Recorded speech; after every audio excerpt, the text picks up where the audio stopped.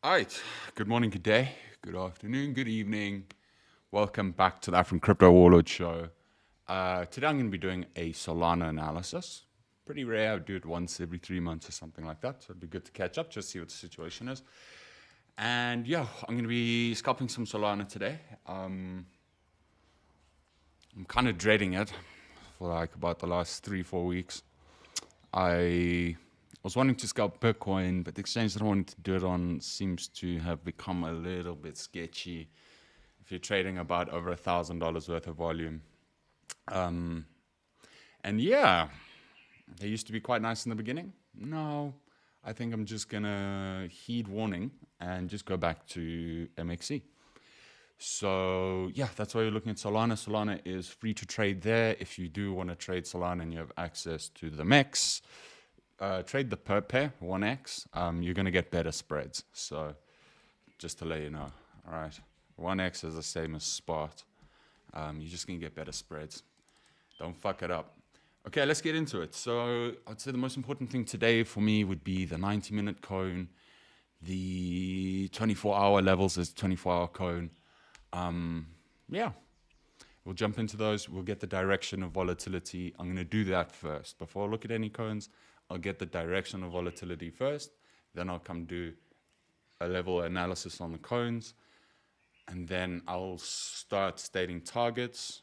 I have some very high ones and I have some very low ones. Yeah, let me just jump into it. Okay, so there's no volatility on the 45-day time frame. As such, we just left to the return oscillators. They are trying to tick up bullish. I would just say any closes above $124, I would say still bullish. Any closes below there, bearish. And I'm talking stupid targets like you'll see. One is $8, so fuck, bro. $40, what's the difference, right? Anyway, so it holds above 124.30. She's still pretty much bullish. Can't really hate on high time frame oscillators turning around. Here's quite nice. It's basing itself off the ultimate power mean, alpha trading power mean. Looking for a bounce, 21-day. Don't really want to get on the wrong side of the 21-day because you will get absolutely screwed. Yeah, just follow it when it's green, man. That's pretty dope. So that one is saying up, starting to turn over. So we have the 45-day, which prints in 21 days. Then we have the 21-day, which prints in 12 days. Okay, so they're like, sorry if you can hear the guts. They're a little bit like all over the place. Solana's very awkward on these higher term time frames. For example, here the 14-day expanding in volatility, like huge expansion volatility. I suppose is a good thing now, but it's sort of stuck in no man's land. So what you want to see if for this to be bullish, given that the expansion phase is more than likely over, and the next best alternative, the next best option is for contraction and volatility, and then PC to more than likely try and push for negative correlation, which would mean small candles up. But if you see a whole bunch of small candles, this is on a 14-day, right? Like fuck, a lot can happen. Look at these candles. But anyway, this is 50-50. So we may have to look for direction on the 7-day, 3-day, 24 hours, something like that. But yeah, 12 days, 15 hours, I'd imagine this signal carries on being in pump mode if it's above 156.67. Okay, so now we're going to just do the direction of volatility. So the first direction of volatility we got on the 14 days sideways. Then we have contracting volatility, well, it's positively correlated, it's actually sideways. This technically means it's going to float up, but to me it's losing correlation, so I'm looking actually for down. Over here we got 50-50, not too helpful on the 5-day. We've got a pumper mode, 14 hours left worth of this 3-day candle. Actually trying to look for a trend here. What do we got here? We got a sneaky schnecker dump mode on the 24-hour. Why is it a schnecker dump mode? You might be able to see there's a little red thingamajiggy, little line, he turns red. He's correlated to that. So volatility expanding, negatively correlated equals dump. Volatility contracting. Well, still in a positive phase. Yes, it's losing correlation. But it's the same rules going in the same direction. So yeah, one's saying slowly down, the other one is saying dump. RO and stuff is also trying to add up there, but we'll get back to that in a bit. Okay, Solana on the 12-hour, 2 hours left, 3 hours left. So this thing's going to print wonky. I don't think this one's going to mean much right now, given it's already played out. 50-50. Here we have 50-50 on a 6-hour. Something does look like it may want to turn around and put in a little upside push in a bit. So the dump is losing its correlation here on the 3-hour, looking to turn around. A little bit dodgy that it's under expansion and volatility. So we kind of want to make sure that the 90-minute ROs and the 45-minute ROs and volatility rules are staying up, top coexisting through its mean reversion. 9 minute, we'll get back to these cones. Okay, 90 minutes in dump mode. Quite a big time for Solana, but I will say this.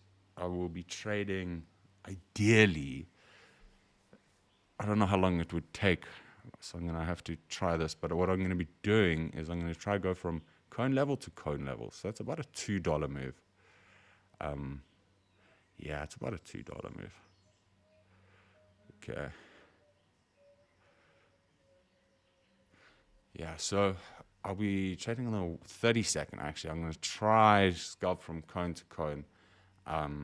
It's going to be ridiculous. It's not going to be easy, but it would do. Okay, so the 90 minutes in dump mode, 45 minutes in pump mode. So we're looking like we're going to get a little reversal here on the lower term time frames. I just want to double check that this 15-minute didn't jump. Okay, pretty nice 15 minutes. So 15-minute is in pump mode. Okay, so yeah, I think it's just low time frames today, man. And some good moves, some really good moves on the Solana. All right, that's the 5-minute. Not really going to mean much here. It's just a lot of fucking dirty shit. This is the 30-second. This is going to be my baby. Okay. Wow, very, very ugly price action. Oh, the signals coming from volatility. All right, let's crank it in. Let's get some levels going. We'll put this one, we'll turn all of these off, and I just want to show you some levels on the VREs that are of my utmost importance. So my first downside target for at least today, or before the end of the week, ideally I'd like to see Sol hit 144.46. That would be quite nice. I do expect that to happen, even if this does reverse, that's all right. I do expect a touchdown here. And then furthermore, there's a weekly all the way down here at 120, 119. So there's two big targets down here, 119.25, you could say, and then 118.69, ironically. So there's two targets to the downside here. Not good. And we won't go too far back, but then we'll go show you the untouched target to the upside, which is good. So which means you can have max return. Let's say it does dump from here. You can, I'm not going to say buy here, but you can maybe look for opportunities in this region or breaks above 120 to then go target these upside levels. So it's going to take a little while. There's one. So it hasn't cleared. Has it cleared 153 yet? Let me just Alt vertical, Alt horizontal, Alt H, Alt H. Okay, so there's one, and I think there was another one that I saw last night, way higher up here, but we don't really have to leave that one. We'll just leave that one here. 193. Okay. Alt V. Wrong one. Alt H. All right. So those would be the two targets that I would look for the upside, and then again this target down here. Sorry, this is taking a little while. And then this target down here, I will switch everything off. These VREs. Don't mind those blue verticals. But it's quite crazy to say. Okay, so that one actually smoked. That is perfect. So you saw me mark out the previous VRE that was all the way down here. Came in and smoked it. So that's the exact idea that's going to happen here. Like, nothing remains untouched. Don't kid yourself. Don't think you're going to outsmart it. I don't care who you are, bro, unless you got fucking $1 trillion to pump this thing away and you're trading the S&P 500. Then I might not touch. 80% of the time, doesn't matter how long it takes, it will touch. it will touch. The only thing that I can sort of see that prevents it from touching is like share splits. But for crypto, you ain't running from this shit, bro. Okay, cool. So we have those levels in there for you. I'll just switch them on again. 118.70, 146, 118.70, and then this one's been smashed. And then 194, fuck, dude, that's like a very big range. I'm sorry that I couldn't have given you a sooner target for this 153 one that got smoked. But anyway, so 194, don't listen to anyone that says it's going to break above 194 in the next one day. Don't listen to anyone that says it's going to dump below 118 in the next day. All right, like those levels are pretty concrete. Doesn't matter how much power you put behind them. All right, so you have my general upside and my downside targets. Those are the kind of levels I would use, not to like say anyone else's shit on YouTube or anything, but it's just like, okay, cool. I've got a range, you can't see it. Doesn't matter how many triangles you draw and stuff. You can't see this, I can see this. You can draw all the squares and triangles you want in between my range. It's not gonna mean shit, bro. Everything's wrong until it hits those things. Okay, cool. So now let's jump into the cones. Okay, no cone, no cone, no cone, cone, 7 day. Okay, so you'll see a lot of the cones are outside. Price action is outside of the cone. This is a beautiful example of how it does work. It did leave the cone last year, October 23. It didn't come back, right? But the general idea is you can see. Doesn't matter if it breaks the cone. There is relevance to this. This is the edge of the model. Like it broke outside of the measurable model, and then it's coming back into the measurable model. Like if you know when you're wrong, know when your model is broken, but your model is still correct when your probabilities or when your fucking variable comes back into them. It's not that they're not. Anyway, so this is those like $8 targets, $12 targets. Not so good. But that only happens if it starts closing below $100. Then I would start to get kind of worried for Solana, to be brutally honest. Because just the rules go, bro. This thing goes, it can go from $100 to $196. Okay. General thing that would prevent that is two things: a bounce here off of this cone, okay, or you get new flashes in volatility. 0. So you need to have more black holes form. Anyway, so not looking too gravy. Can't really give that great of upside targets off the 7 day. I would expect another touchdown there naturally because it broke out of the model. The only time I wouldn't expect another touchdown there is obviously when it breaks into another model on a different time frame. Let me just turn this off. So let me go throw out some levels for you guys. So the cone on the left doesn't have skew, the one on the right does. Okay, so what can we say? Pink, wow, this thing has to regain quite a lot. But anyway, to keep it simple, on the 5 day, Solana is still bearish if it's below 165.53. Solana is still bearish if it is below $390. Sounds stupid even though it's new highs, but it doesn't really matter. Now here, you're looking at 184. I'd say there'll be a first sign. So if Sol does want to rip back up, kind of need to start holding this 184 to 188 region, which is well above here. So it's under positive skew. Yeah, it's going to have to hold this 188 region pretty strong, or just have a serious dick puncher from blue to blue. Just shoop if it was.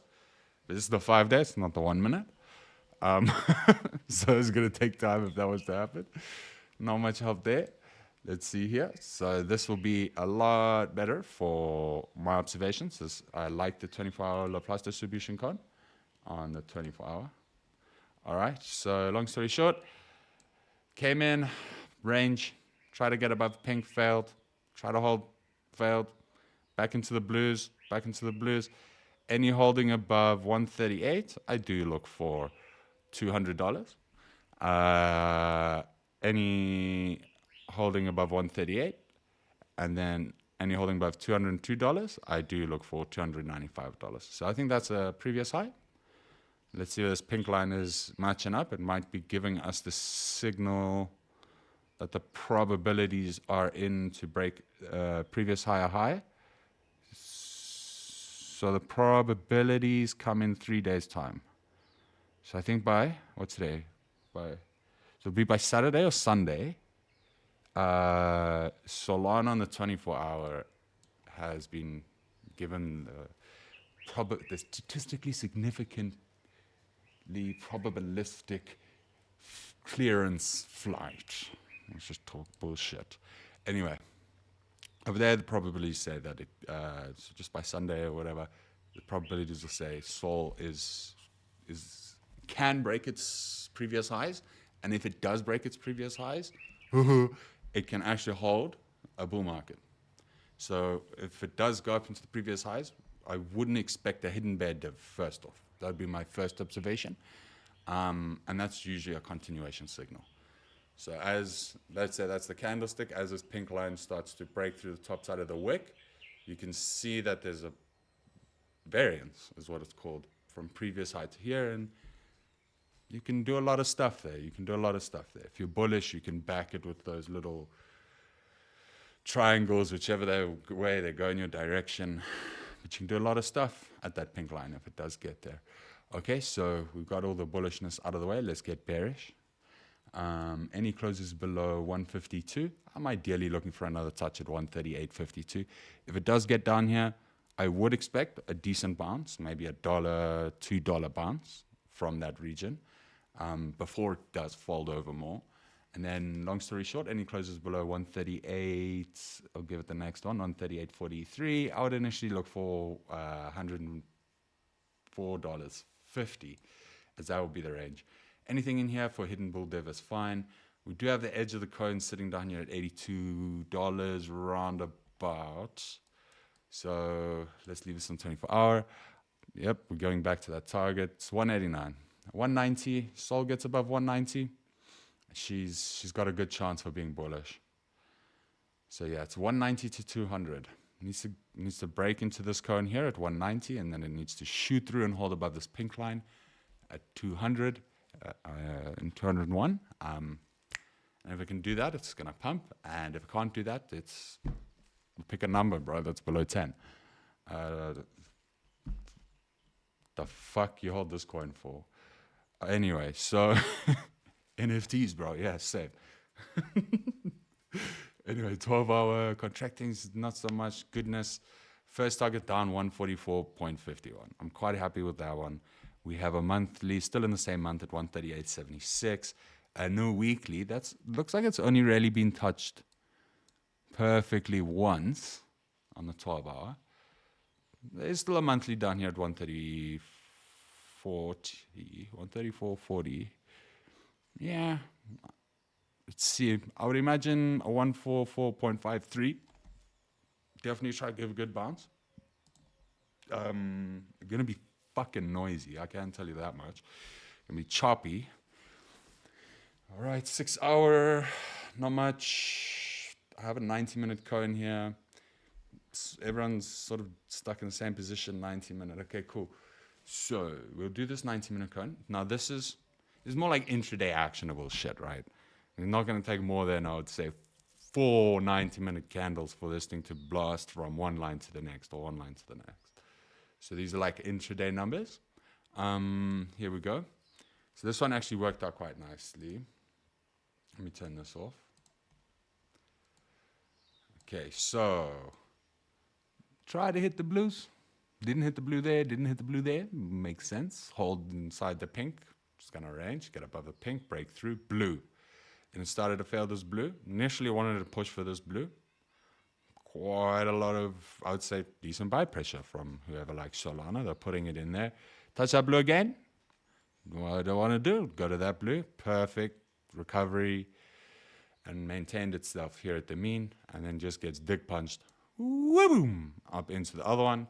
Now as a general observation, right? Like this becomes quite hard to maintain a bullish structure from here. From like 148.4 cents, this blue line, it becomes quite hard. But if you do, it makes like I'll draw for you. It very seldom does this. And then just hold and then break high. God.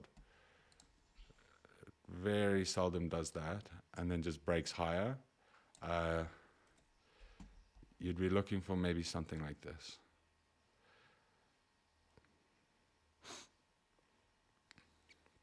That's the kind of price action you would expect if it was to regain the blue.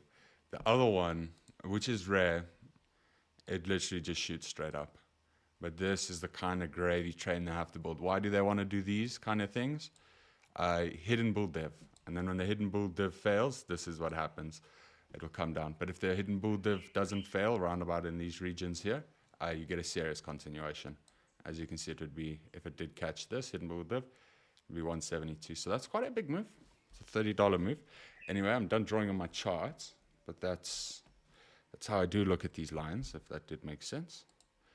Okay, this cone, meh, we've got a positive facing mean, so it technically is wanting to say that lower time frames are going to be putting in hidden bull divs, but that doesn't look like the case currently. So let's try to look for a hidden bull div here at 142.76 on the 90-minute. Other side is 139, around about 21, 139. Oh. Okay.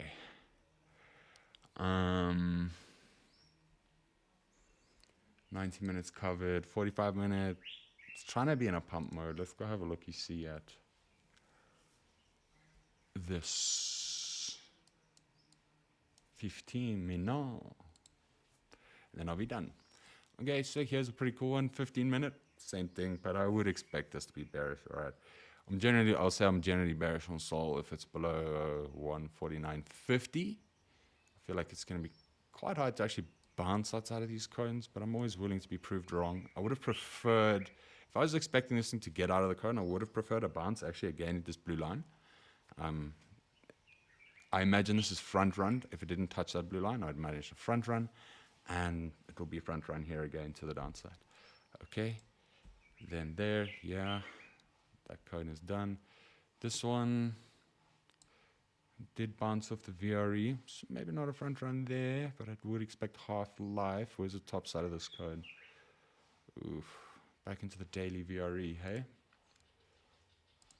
Back into the daily VRE. Not going to say it's not going to hit 150.73 today. I need it to happen fast. I don't want it to be grinding over here. So that's a little bit of a pop. Let's just say continuation to the upside will come from $147.40. Reclaim that level, back up into 150.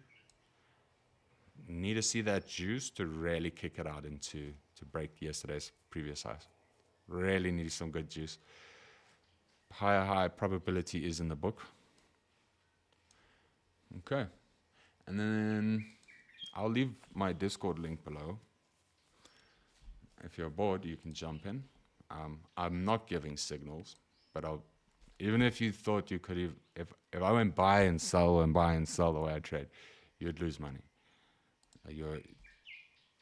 For you to hear me and then go and press buy, it doesn't matter if I'm talking to you in person, you're too slow. The move's already happened by the time the word buy is out of my mouth. So it's not going to be helpful to you to even try copy trade me, but I will be doing live trading. I think I'm not saying I'm going to validate myself as a trader. I don't need to validate myself as a trader, but I just feel like if you're going to talk shit on YouTube, bro, trade live. Trade live. You're going to teach people things, trade live. Right? If you're good at what you do, you shouldn't care that you're wrong. All right? You shouldn't care that you humiliate yourself.